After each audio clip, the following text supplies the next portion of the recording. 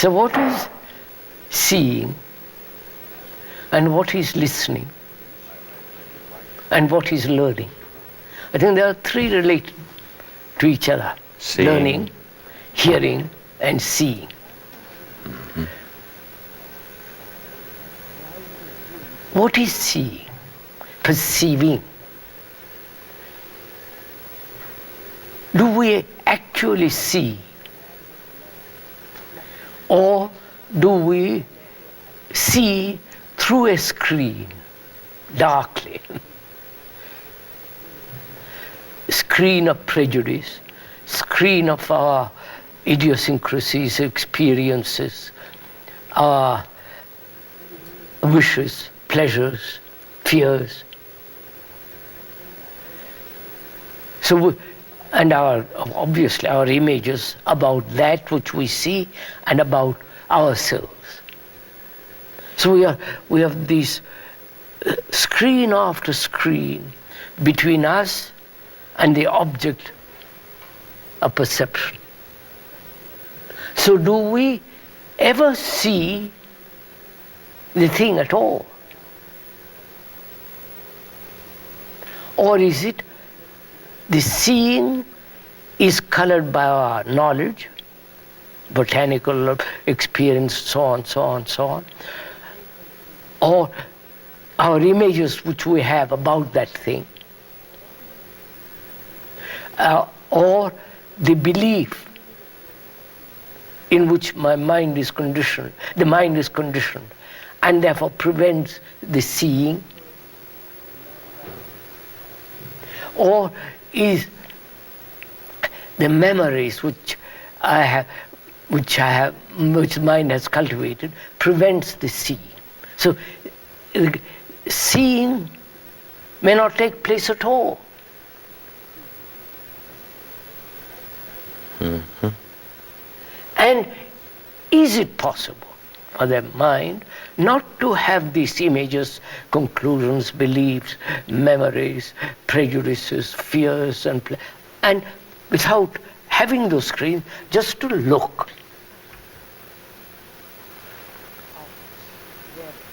I think this becomes very important, because when there is a seeing of the thing which I am talking about, when there is a seeing, you can't help but acting. There's no question of postponement. Or succession. Or interval. Yeah. Mm-hmm. Because when action is based on a belief, a conclusion, an idea, then that action is time-binding. Mm-hmm. And that action will inevitably bring conflict and sorrow, regrets and all the rest of it. Mm-hmm. So it becomes very important to find out what it is to see, to perceive, what it is to hear. Do I ever hear? When one is married, as a wife or a husband, or a girl or a boy, do I ever hear her or him? Or I hear her or him through the image I have built about her or him, through the screen of irritations, screen of annoyance, domination, all that dreadful things that come in relationship. Mm-hmm. So, do I ever hear directly what you say, without translating, without transforming it, without twisting it? Do I ever hear a bird cry, Mm-hmm. or a child weep, or a man crying in pain? You follow, sir? Do I ever hear anything? In a conversation we had about a year ago, I was very struck by something you said, which I regard as, for myself personally, immensely valuable. You said that hearing was doing nothing to stop or interfere with seeing. Hearing is doing nothing, to stop seeing. Seeing.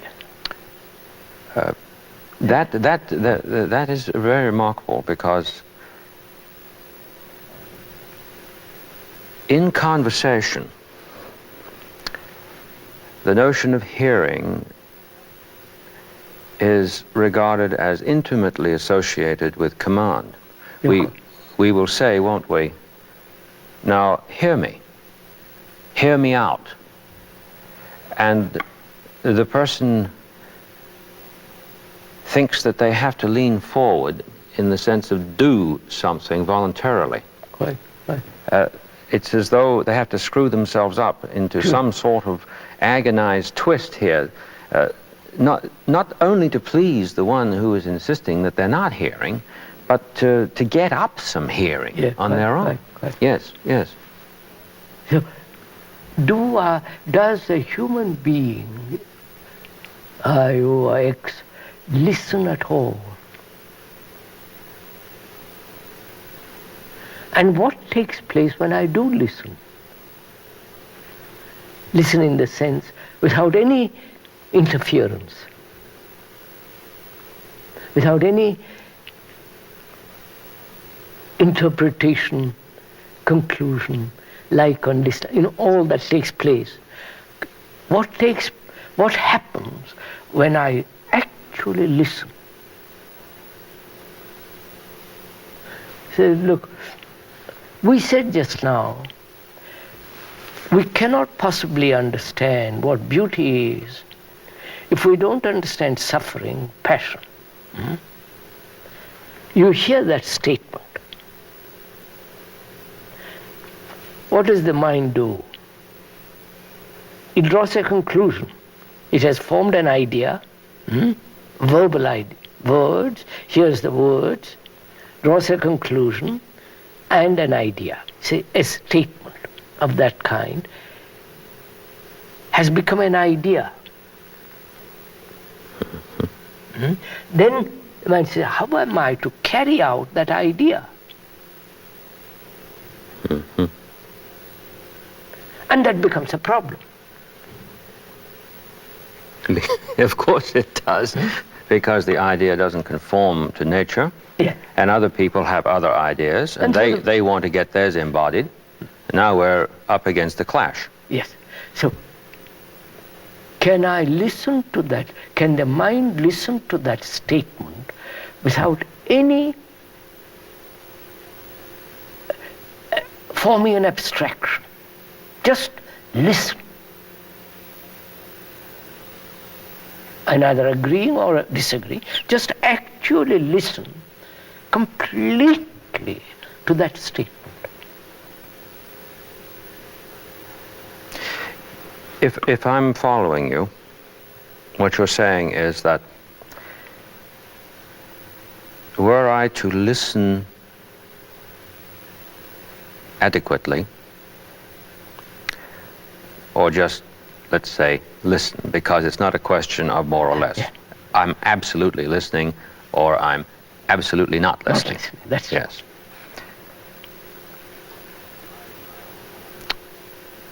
I would not have to contrive an answer. No, because you are in it. Yes. So, like the cat, the action and the seeing are one. Yes. They're one act. That's right. They're one act. That's right. That's right. So can I listen to a statement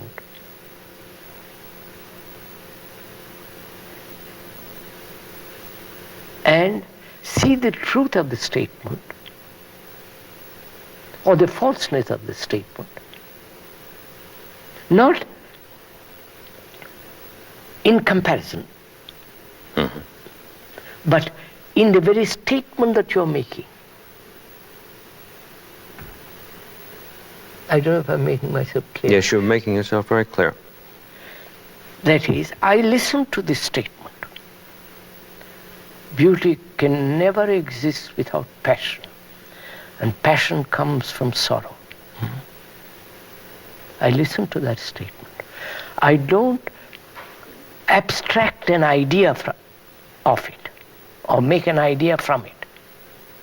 I just listen. What takes place? You may be telling the truth, or you may be making a false statement. I don't know. Because I'm not going to compare. No. You're going to see. I just listen. Which means I'm giving my total attention. Just listen to this. You see what's going on. I give my total attention to what you're saying. Mm-hmm. Then it doesn't matter what you say or don't say. Of course. What is important? My act of listening.